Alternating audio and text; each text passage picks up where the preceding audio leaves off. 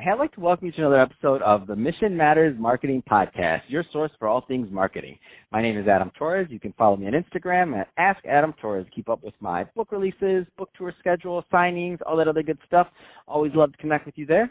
And as always, if you'd like to apply to become a co-author of one of my upcoming books, just head on over to the website, missionmatters.com, and click on Become an Author to apply. All right, so today I have Marisa Cali on the line, and she's founder and chief amazement officer over at All the Social. Marisa, welcome to the show. Thank you for having me, Adam. I appreciate it. All right, so I'm excited to get into today's topic. So LinkedIn personal branding strategy. I mean, a lot of people, we got a lot. That's our crowd, business owners, entrepreneurs, and executives, and they need help with their LinkedIn. I know because I've seen some of them, and I have some of them on this show, no offense. That being said, though, before we get into that, I do want to go a little bit further into what you're doing over at All the Social.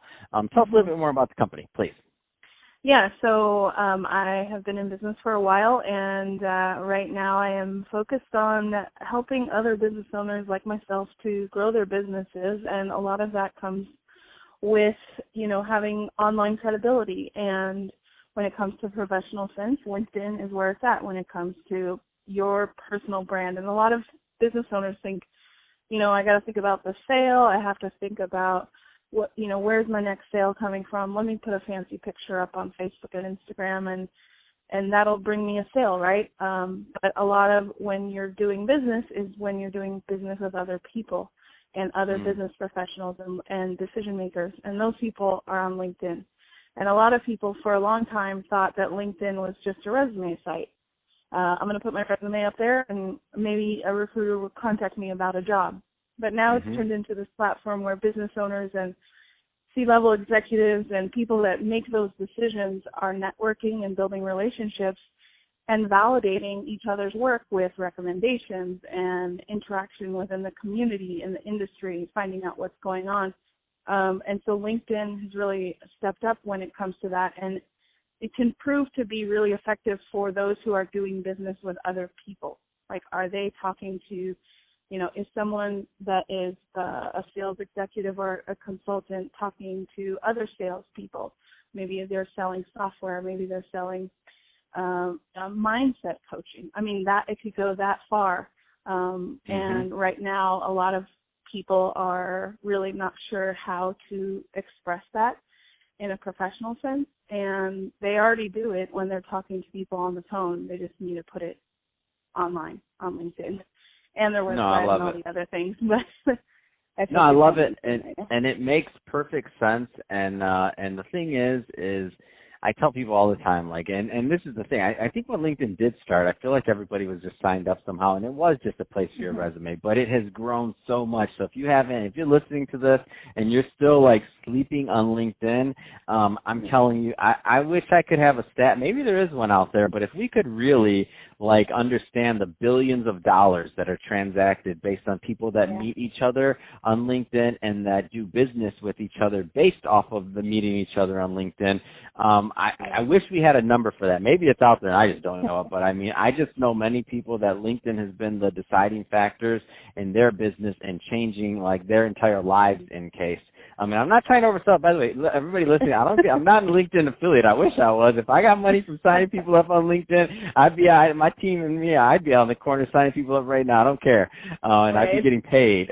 But that being said, if you're looking for numbers, 63 million decision makers are on there, and that's based on the role that they've decided to put as their main role. So even if that's half of that, and then you think about how much dollars is associated to one person, whether in a business, you multiply that, right? What is the average of their monthly income or revenue that they're generating, and then multiply that by half of 30 million, right? So that could be 30 million just in a month. I don't know. It really just depends on how frequent people are doing business there.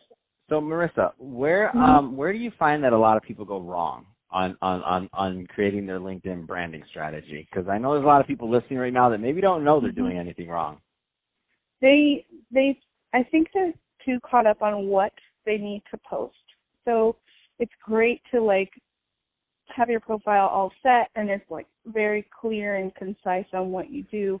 And then they go to the next step. Okay, like, what do I talk about? Well, it really is simple to, like, who you are as a business owner, what offer you provide to the community. And, you know, if you could record maybe one of your sales calls or maybe one of your pitch meetings, anything like that. You basically take everything that you're pitching to your customer and you share it with them, but you're not saying at the end, sign up with me, right? Because that's a salesy type post. You have to think about what value you're bringing to the industry, to your community. And I know community is like a really broad word, but the people that are connected to you on LinkedIn are your community. Because if you are active enough, if you're engaging with them, they're going to remember you. I have people sending me messages like, oh, wow, like, you're killing it on LinkedIn, and I post one to two times a week. Like, that's not, like, abnormal for someone who's a busy business owner, right? It's just a matter of being intentional with what you provide and not thinking that you're going to make one post and it's going to equal 6 sales or whatever, you know, depending on the size of your company, right? It's building those relationships and showcasing your value and showcasing your expertise in a very succinct way. And I think you can do that with LinkedIn, especially now that they're putting in so many updates to the platform. That's awesome. So, Marisa, that being said, I know I could talk LinkedIn all day long. I know you can too. That being said, if somebody's listening to this and they want more information on all the social, what's the best way for them to connect with you and your team? You can connect with me at easy link, linkedin.allthesocial.com. That'll take you right to my profile. Hit that follow or connect request. Tell me that you've heard me on your podcast so that I know that it's not a bot. It's not a robot saying, hey, I want to connect with you, because that is very important. I want to make sure that I'm bringing people into the community that I have that are also going to want to learn from the information that I have to share. So LinkedIn, and I love it. Social.com. Well, that's awesome. Well, Marisa, really appreciate you coming on the show today and sharing more tips on branding strategies for LinkedIn. And to the audience, as always, thank you for tuning in.